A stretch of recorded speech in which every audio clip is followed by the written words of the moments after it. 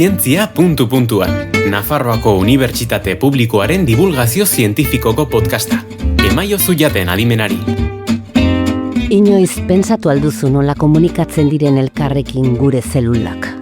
Ez dute mugikorrik, ez posta elektronikorik, ez da WhatsApp talderik ere.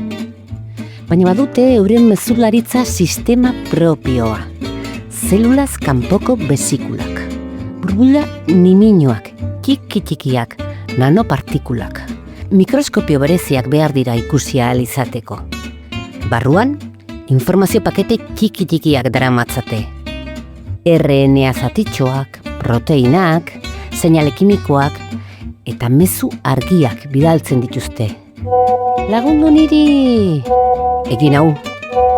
Kontuz, zerbait gertatzen ari data. Horrela, zelulek elkarri eragiten diote, ukitu gabe. Aurkikuntza honek biologian iraultza txiki bat sortu du. Azken urteotan besikula horiek giltza bilakatu dira gaixotasunak hobeki ulertzeko eta tratatzeko. Hau da, zientzia puntu-puntuan, eta gaur, 42. atalean, zelulen mezulariak, gorputzaren posta sekretua. Hoiek deszifratzen saiatzen da gure gaurko gonbidatua. Carmen Roncal, biologoa, biokimikoa eta nupeko irakaslea. Ongi etorri entzule. Egunon, Carmen.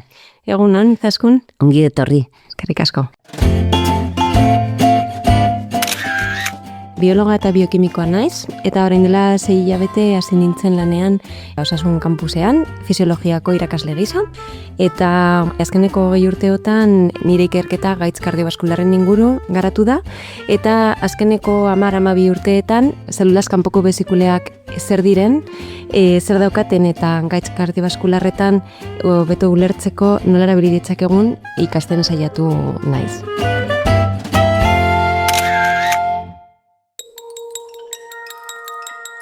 Zelulak elkarren artean komunikatzen direla bazekiten zientzialariek. Baina informazio kapsula horiek ze sistemarekin bidaltzen diren? WhatsApp sistema baten antzekoa dela esan daiteke?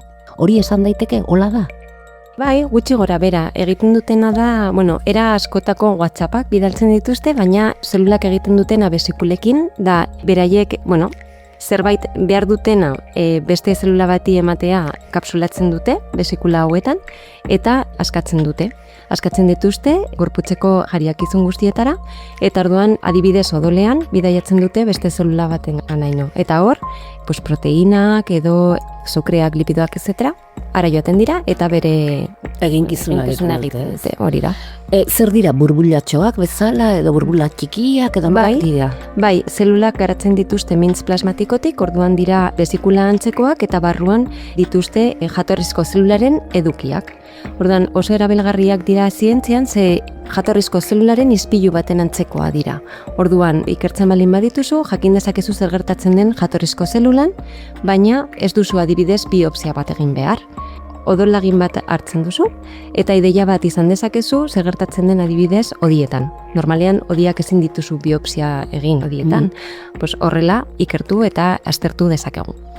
Eta hori zientzialariek etzen ekiten. Hola zilnik. Orain dela ja 60-70 urte ikusi zuten zeudela odolean partikula txiki batzuk zelularik gabekoak nolabaiteko efektuak zituztenak koagulaketan.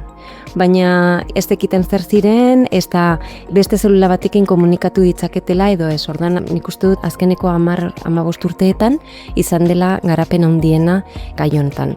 Eta ikusi dute benetan zelulak komunikatu daitezkela mizu hauen bidez, WhatsApp hauen bidez. Odolean, izerdian, listuan, gorputzeko jariakin guztietan topa daitezke? Baita gernuan likido zefalorrakidioan ere, orduan batzuetan erabiltzen dituzten ere neurozientzietan, oso interesgarria da hor, izegarunera ere ezin gara iritsi, orduan nahiko erabilgarriak dira horretarako ere, eta bai, gorputzeko jariakin guztietan dauzkagu, bai. Besikula hauek, zuk esan bezala, biomedizina aldatzen ari dira, goitik behera, duela urte gutxi uste zen zaborra zeramatela, bakarrik. Bai. Zelulaen zaborra lekutzen zutela, ezta? Ez zuten interes handirik ikertzailentzat, hoi aldatu da, erabat. Aldatu da guztiz, lehenengo ikusi dugu oso informazio interesgarria eramaten dutela, zelulak hautatzen dute, zer sartzen duten besikuletan. Orduan, eman nahi duten informazioa oso zehatza da. Nolabait esaten dute nola dagoen zelula. Orduan, gaixotasun baten aurrean, zelula aldatzen du bere edukia eta aldatzen du ere besikulak daukan edukia. Orduan, izuritzen duena ezberdina da. Eta oso interesgarria da guretzat, jakin dezakegu besikula hori aztertzen, zer gertatzen den gaixotasun hori gertatzen denean. Gero, interesgarriak zergatik ere, odolagin batekin gauza asko jakin ditzakezulako, ez da invasiboa, edo nork ematen dizu odolagin bat, edo gernua, edo ezakit listua, edo oso erresa da laginak izatea. Aislatzea zailagoa da, teknikoki oso txikiak dira, eta orduan hainbat zailtasun aurkitzen ditugu, besikulak aztertzeko, baina orain ja garapen handiak ari dira egiten, eta erresago da. Ez da erresa, baina lan erresten ari zaigu, orduan oso interesgarria da. Ikertu edo ikasi dezakegu, orain arte ezin genituen gauzak, adibidez garuna, edo giltzurrinak normalean ezin ditugu biopsia egin, edo odiak, nik gaitz kardiobaskularretan lan egiten dut, eta odiak ezin ditugu biopsia egin, odiatan, orduan oso interesgarria da, bai. Azkeneko urteotan hala da, egiten ari diren ikerketek diotenez gaixotasunak goiz detektatzeko aukera ematen dute, ezta? Nun egin dira aurrerapen handienak? Minbizian adibidez, nahiko erabiltzen dira besikula hauek, ikusten ari dira oso garrantzitsuak direla ere minbiziaren edapenean. Ikusten ari dira besikula hauek oso garrantzitsuak direla minbizik zelulak alde batetik bestera joaten direnean, joaten diren lekua pixka bat garatzen dute eta... Hau da, minbizia zabaltzeko erabiltzen dituzte besikulak zelulek. Eman ta zabaltzazu gorputzean gaixotasuna. Besikulak mezuak eramaten dituzte, beste leku batzuetara kutsatzeko. Hori da. Orduan, minbizian asko erabiltzen dira, gero gaitz kardiobaskularretan ere nahiko erabiltzen dira, gehiago biomarkatzaile gisa, aldatzen dira esan dudan bezala gaixotasun bat dagoenean, zelula bere edukia aldatzen du eta besikula bere edukia aldatzen du, baina beraien kopurua odolean adibidez ere aldatzen da, handitzen da. Orduan, batzuetan jendeak egiten duena da, begiratu besikulen kopurua eta konparaketa egiten du. Gaixoa dagoen pertsona eta gaixoa ez dagoena, eta orduan batzuetan kopuruekin ere ideia bat izan dezakegula, ea nolagon behar den. Orduan, aldatzen da kopurua eta baita ere aldatzen da egitura. Hori da. Besikula hoien egitura. Egitura eta batez ere edukia, barruan daukatena. Zer eduki dute, normalean? Normalean daukate DNA, RNA, proteinak, lipidoak guztiak jatorrizko zelulangandik etortzen dira. Eta proteina, lipido eta daramaten gauza guztiak beste zelulan efekto bat esan dezakete. Eramaten dute mezua, baina gainera efekto bat daukate beste zelulan ere. Orduan aldatu dezakete ere fisiologikoki beste zelula hori aldatu dezakete, nola bai. Onerako eta txarrerako. Onerako eta txarrerako, hori da. Orduan, beraien edukia aztertzen, jakin dezakegu, gaixo horiek zenola joan daitezken ere, ez? Sintomak izan baino lehen ikus daiteke besikuletan patologia badagoen gorputzean. Bai, adibidez, hori aplikazio oso ona da. Bai, ze badakigu gaixotasun askok hasten direla sintomak izan aurretik. Orduan, besikulak izpilu bat direnez, zelulan gertatzen denari buruz, aztertzen balin baditugu, jakin dezakegu, zer gertatzen den aldez aurretik, sintomak izan aurretik, bai. Hortaz aparte, terapia berritzaileak ere asmatzen ari dira zelulaz kanpoko besikulak probestuz, ezta? Bai, batzuetan egiten dutena da, zelulengandik isolatzen dituzte, egiten dutena da laborategian zelulaiek hasi, eta beraien edukia nolabait zehaztu. Adibidez, interes terapeutikoa daukan proteina batetan, egiten dutena da zelulak hasi. Besikula isolatu eta besikulaiek izango dute proteina hori bere barruan. Batzuetan egin dute ja animaliekin adibidez, ematen diete animaliei besikula horiek, eta orduan ikusten dute nola besikulak proteina hori eraman dezaketen organo espezifiko horietara, eta orduan segiten da mezulariaren, hau da, besikularen egitura aldatu eta eduki aldatu. Hori da. Mezu desberdinak eraman dezan? Hori da. Hori litzateko? Bai, hori da. terapia izan litekeen proteina hori izango litzateke mezua, orduan proteina hori egiten dutena da besikuletan kapsulatu, eta orduan besikula horiek, proteina zehatz horretan aberatsak diren besikula horiek, gero isolatzen dituzte eta ematen dituzte pues, edo animalietan, edo batzuetan in vitro ere egiten dituzte gauzak lehenago, jakiteko lehenengo ze efektua daukaten. Sintomak izan baino lehenago azterketa egin eta jakin garatzen ari zaren gaixotasun bat. Terapia berritzaileak asmatzen ari da ere.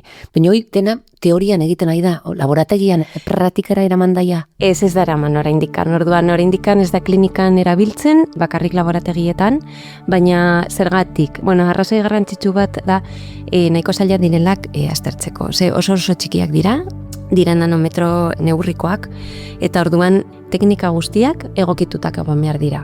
Eta gero teknikariak ere prestatutak horretarako.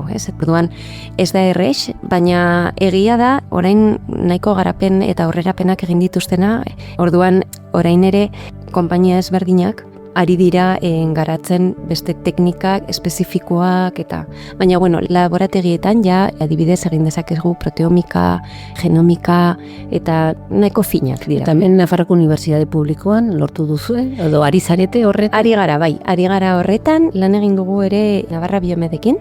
Orduan proteomika egin dugu besikula estrazelularretan eta genomika egingo dugu ere. Horrek esan nahi du? Martxoan eskatu nuen proiektu bat ministeriora. Proiektua da paziente diabetikoek ospitalarekin lan egiten dugu beti guk, eta egingo duguna da isolatuko ditugu besikulak odoletik, baita gernutik ere, eta konparatuko dugu beraien edukia proteinetan, baita RNA-an, bi paziente taldeen artean, diabetikoak eta diabetikoak ez direnen artean, jakin nahi dugulako ze ezberdintasunak dauden, eta nola lan egiten duten besikula hauek diabetikoetan eta diabetikoak ez diren pertsonetan. Beraz, orain dituzuen datuen arabera, medikuntza irauli egin behar du jakintza honek, edo teknika ez dakit nola daitu? Bai. Besikulen inguruko jakintzak. Bai, nik uste dut baiet, ze oso erabilgarriak dira eta informazio asko ematen digute. Orduan, erabili daiteke diagnostikoa egiteko, beraien kopurua aldatzen dela edo ez dela, gero informazio asko eman behar digute gaixotasun hori buruz aztertzen edukia, zeintzuk dira ezberdintasunak gaixotasun batetik bestera eta gaixoen artean, eta gero iraultza ere ze teknikoki garapena handiak egiten ari dira. Eta botika personalizatuak egiteko aukera ematen du ere? Bai, hori da. Bai, gauza da oraindikan, hau nahiko klinikoki zaila izango dela orain izateak, ze teknikoki zaila da besikulak aztertzea, baina nik uste dut urte batzuetan teknikak garatzen direnean, posible izango dela, bai. Orduan, zelulaz kanpoko besikulen aplikazio klinikoak egia bihurtzeko ze falta da? Garapen teknikoa handia, oraindikan, nik uste dut, eta gero ikerketan nik uste dut ados jarri behar garela ikertzaileak ere, ze teknikoki zaila denez besikulak ikertzea eta aztertzea, adostasun batetara iristea, zaila da gure artean ere. Orduan, Carmen Ronkal, Nafarroko Unibertsitate Publikoko biokimikaria eta biologoa. Eskerrik asko gurean izategatik. Eskerrik asko zuei gonbidatzagatik. Bai, Carmenek esan bezala, besikulek ez dute soilik informazioa garraiatzen. Gure gorputzaren hizkuntza bera dira. Eta litekena da, etorkizuneko medikuntza goitik behera aldatzea. Bai, zientzia gero eta gehiago entzuten du zelulen ahotsa. Eta gu ere, adi egongo gara.